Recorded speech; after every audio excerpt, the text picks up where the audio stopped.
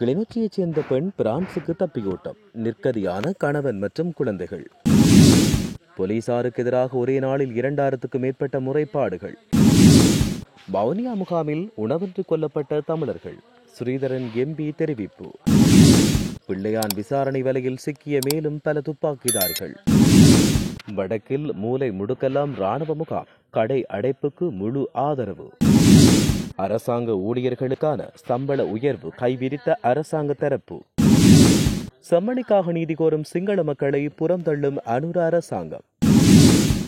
நிர்வாக முடக்கல் போராட்டம் அவசியமற்றது எதிர்க்கும் சிவசேனையின் தலைவர். தொடர்பென விரிவான செய்திகள்.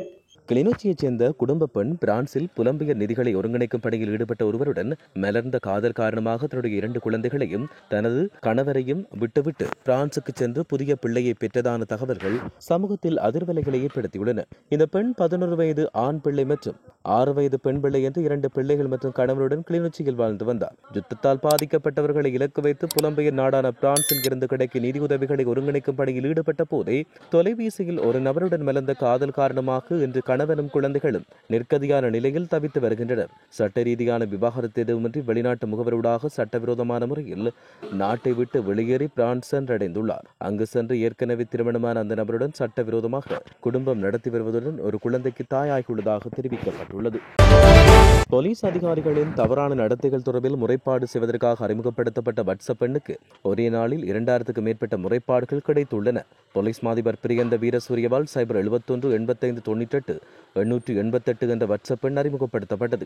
இந்த பொதுமக்கள் முறைப்பாடுகளை சமர்ப்பிப்பதற்காக அவர் போலீஸ் மாதிபராக பதவியேற்றவுடன் இது அறிமுகம் செய்து வைக்கப்பட்டது. போலீஸ் அதிகாரிகளின் தவறான நடத்தைகள் குறித்து கவலைப்பட்டால் அல்லது அவர்கள் பொதுமக்களுக்கு சரியான சேவையை வழங்கவில்லை என்றால் பொதுமக்கள் வாட்ஸ்அப் எண்ணுக்கு தகவல் வழங்கலாம் என்று அறிவிக்கப்பட்டுள்ளது. 2009 ஆண்டு இறுதி யுத்தம் நடைபெற்ற காலப்பகுதியில் 70,000 பேர் தான் வன்னிப்பகுதியில் இருக்கிறார்கள் என்று உணவு அனுப்பப்பட்டதை தவிர மீண்டும் அவர்கள் வவுனியா முகாமுக்கு போய் திரும்பி வரும்போது 4,20,000 பேர் என்று காட்டப்பட்டதாக இலங்கை தமிழரசு கட்சியின் நாடாளுமன்ற உறுப்பினர் சிவஞானம் ஸ்ரீதரன் தெரிவித்தார். இது தொடர்பில் அவர் மேலும் தெரிவிக்கையில், மேற்குறிப்பிடப்பட்ட 4,20,000 பேர் இங்கே இருந்தபோது 70,000 பேருக்குத்தான் உணவு அனுப்பப்பட்டதென்றால் மிகுதியானவர்கள் உணவில்லாமல் அங்கு கொல்லப்பட்டதாகவும் இது நேரடியாகவே உலகம் பார்க்கின்ற ஒரு இனப்படுகொலை என்றும் அவர் மேலும் சுட்டிக்காட்டியுள்ளார். சிவநேசத்துறை சந்திரகாந்தன் எனப்படும் பிள்ளையானின் கீழ் பணியாற்றிய 6 துப்பாக்கிதாரிகளை கைது செய்ய குற்றப்புலனாய்வு திணைக்களம் விசாரணைகளை ஆரம்பித்துள்ளது.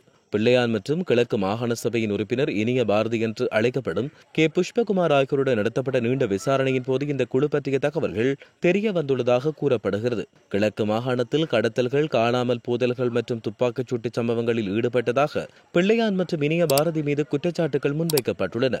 அதன்படி இவர்கள் இருவரும் வெளிப்படுத்திய தகவல்களின் அடிப்படையில் துப்பாக்கிச் சூட்டில் ஈடுபட்ட 2 நபர்கள் கடந்த வாரம் மட்டக்களப்பிலும் கொழும்பின் கெசல் வத்தையிலும் கைது செய்யப்பட்டதாக தெரிவிக்கப்பட்டுள்ளது.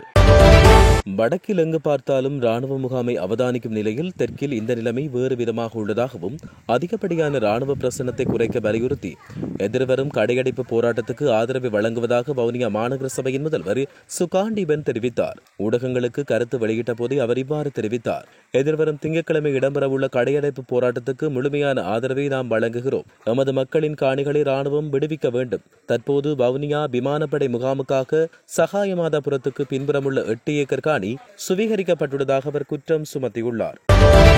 அரச ஊழியர்களுக்கான சம்பள உயர்வு எதிர்வரும் வரவு செலவு திட்டத்தில் அதிகரிக்கப்படுவது தொடர்பில் வாக்குறுதிகள் வழங்க முடியாது என கமத்தொழில் கால்நடை வளங்கள் காணி மற்றும் நீர்ப்பாசன அமைச்சர் லால்காந்த தெரிவித்துள்ளார். கொழும்பில் அவர் தலைமையில் இடம்பெற்ற நிகழ்வொன்றின் போது இந்த விடயம் தெரிவிக்கப்பட்டுள்ளது. பெண்களின் கண் புருவம் வடிவமைக்க இப்போது எவ்வளவு செலவாகிறது? கடந்த 5 வருடங்களுக்கு முன்னர் எவ்வாறு இருந்தது என்று தெரியாது. ஆனால் தற்போது அதிகரிக்கப்பட்டுள்ளது. உங்களுக்கு சம்பளம் அதிகரிக்கப்பட வேண்டும். ஏனென்றால் அதிகரிக்கப்படும் சம்பள பணம் அழகுபடுத்தும் நிலையங்களுக்கும் மதுபான சாலைகளுக்கும் செல்கிறது. சம்பளம் அதிகரிப்பது உங்களுக்காக மட்டுமல்ல, பணப்புரள்வு நடைபெற வேண்டும். அப்போதுதான் பொருளாதாரம் உயர்வடையும். ஆகையால் அதற்காக சம்பளம் அதிகரிக்கப்பட வேண்டும். தொழிற்சங்க நிகழ்வுகளில் உரையாற்றும் போது பயமாக இருக்கிறது. இப்போது நான் அமைச்சராக இருக்கிறேன். ஆனால் என்னுடைய தொழிற்சங்க தலைமை பதவி மற்றும் அமைச்சு ஆகிய 2ஐயும் பாதுகாத்துக் கொண்டு செல்ல வேண்டியுள்ளதாக அவர் இதன் பொழுது தெரிவித்திருந்தார். செம்மணி மனித புதைகுழி அவலங்கள் தொடர்பான சிங்கள நூல் வெளியீட்டு நிகழ்வை புறக்கணித்த அரசு பலஸ்தீன மீதான இஸ்ரேலின் தாக்குதல்களுக்கு எதிரான கண்டன போராட்டத்தை ஆதரித்து தமிழ் மக்களுக்கு மட்டுமன்றி பல தசாப்தங்களுக்கு பின்னர் வடக்கு மக்களின் வலிகளை உணர்ந்த சிங்கள மக்களையும் அரசு புறந்தள்ளி வைத்துள்ளதாக தோன்றுகின்றது என சிங்கள மற்றும் தமிழ் சமூக ஆர்வலர்கள் தெரிவித்துள்ளனர். செம்மணி மனித புதைகுழி அவலங்கள் தொடர்பான சிங்கள நூல் வெளியீட்டுக்கு அழைப்பு விடுக்கப்பட்டும் வாய்மூடி மறுத்த அரசாங்க தரப்பு இதற்காக எவ்வாறான உள்நோக்கத்தோடு இதை செய்தது என பல கோணங்களில் மக்களை சிந்திக்க வைத்துள்ளது. மேலும் ஐநாவின் மனித உரிமைகள் மாநாடு நடக்கும் சந்தர்ப்பத்தில் குறித்த புறக்கணிப்பை ஆழமாக நோக்க வேண்டியுள்ளதாக தெரிவிக்கப்பட்டுள்ளது. குறிப்பாக நேற்று முன்தினம் செம்மணி மனித புதைகுழி அவலங்கள் தொடர்பில் சிங்கள நூல் வெளியீட்டு நிகழ்வு நடைபெற்றது. அதற்கு அடுத்த நாளே ஆர்ப்பாட்டம் இடம்பெற்றது. இந்த போராட்டத்தில் அரசாங்கத்தின் இரு அமைச்சர்கள் மற்றும் ஜேவிபியின் இளைஞர் படையணியின் பிரதானி ஆகியோர் கலந்து கொண்டனர். போராட்டத்தின் பின்னர் முக்கியஸ்தர்களின் உரையில் அமைச்சர்கள் அனைவரும் கலந்து கொண்டனர். அங்கு உரையாற்றிய பிரதி சபாநாயகர் வைத்திய கலாநிதி ரிஸ்விசாலி காசாவில் பச்சிளம் குழந்தைகள் கொத்து கொத்தாக கொல்லப்படுவதாக ஆவேசமாக உரையாற்றினார். ஆனால் தமிழர்களின் குழந்தைகள் சொந்த மண்ணில் கொன்று புதைக்கப்பட்ட அவலத்தை ஆவணமாக்கும் நிகழ்வை அவர் புறக்கணித்துள்ளதாக தெரிவிக்கப்படுகிறது.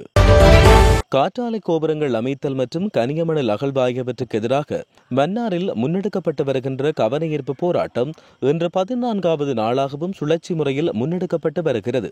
மன்னார் நகர சுற்றுவட்ட பகுதியில் இந்த போராட்டம் இடம்பெற்று வருகிறது.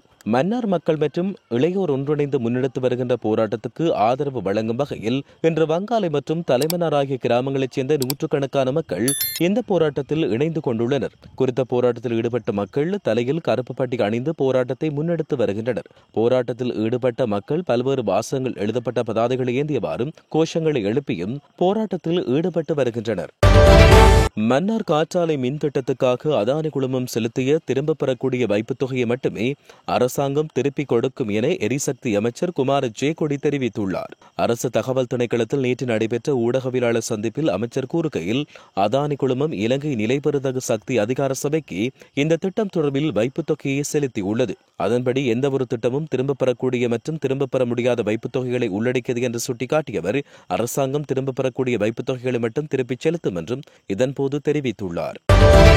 தற்போதைய அரசாங்கம் வலிந்து காணாமலாக்கப்படல் என்ற வார்த்தையை கூட பயன்படுத்தாத பட்சத்தில் இந்த அரசாங்கத்தினால் இதற்கு தீர்வை பெற்றுத்தர முடியாவிடின் வேறு எந்த அரசாங்கத்தில் இதை செய்ய முடியும் என தெற்கை தளமாக கொண்டு இயங்கி வரும் காணாமல் போனோர் குடும்ப ஒன்றியத்தின் தலைவரும் சிவில் சமூக செயற்பாட்டாளருமான பிரிட்டோ பெர்னாண்டோ கேள்வி எழுப்பியுள்ளார். அண்மையில் செம்மணி புத்தக வெளியீட்டு நிகழ்வில் இடம்பெற்ற இலங்கையில் காணாமலாக்கப்பட்டோர் மற்றும் மனித புதைகுழிகள் என்ற தலைப்பிலான கலந்துரையாடலின் போதே அவர் இவ்வாறு தெரிவித்தார். குறிப்பாக இந்த விடயத்தில் தெற்கில் கொந்தளிப்பு ஏற்படாமல் வடக்குக்கு நீதி கிடைப்பதற்கான சாத்தியம் மிகவும் குறைவு. ஏனென்றால் நாம் கடந்த காலங்களில் கோட்டாபய ராஜபக்ஷவுக்கு எதிராக பிரச்சாரங்களை செய்தோம். அவ்வாறிருந்தும் 2019ஆம் ஆண்டு ஜனாதிபதி தேர்தலில் தெற்கில் உள்ள பெரும்பான்மை மக்கள் கோட்டாபயவுக்கு வாக்களித்தனர். சிங்கள மொழியை பேசக்கூடியவர்கள் வாழும் தெற்கு நிலவரம் இவ்வாறு இருக்கையில் வடக்கில் என்னையெல்லாம் நடந்திருக்கக்கூடும். எனவே இது பற்றிய தெளிவூட்டலை சகல தரப்பினர் மத்தியிலும் ஏற்படுத்தி இதற்கான நீதியை சகலரதும் கோரிக்கையாக மாற்ற வேண்டும் என்றும் அதில் தெரிவிக்கப்பட்டுள்ளது. அழைப்பு விடுக்கப்பட்ட நிர்வாக முடக்கல் உள்ளிட்ட போராட்டம் அவசியமற்றது என சிவசேனை அமைப்பின் தலைவர் சச்சிதானந்தம் தெரிவித்தார். இலங்கை தமிழரசு கட்சியால் வடக்கு கிழக்கு மாகாணங்களில் நாளை மறுதினம் நிர்வாக முடக்கல் போராட்டத்துக்கு அழைப்பு விடுக்கப்பட்டுள்ளது. இந்த விடயம் தொடர்பில் யாழ்ப்பாணத்தில் நேற்று ஊடக சந்திப்பில் கருத்துரைத்த சிவசேனை அமைப்பின் தலைவர் சச்சிதானந்தம் நிர்வாக முடக்கல் போராட்டம் தவறானது என்று குறிப்பிட்டார். இது நாளாந்தம் உழைத்து வாழும் ஏழை மக்களின் வாழ்வாதாரத்தை பாதிக்கின்ற ஒரு செயற்பாடு என்றும் அவர் இதன்போது எச்சரிக்கை விடுத்துள்ளார்.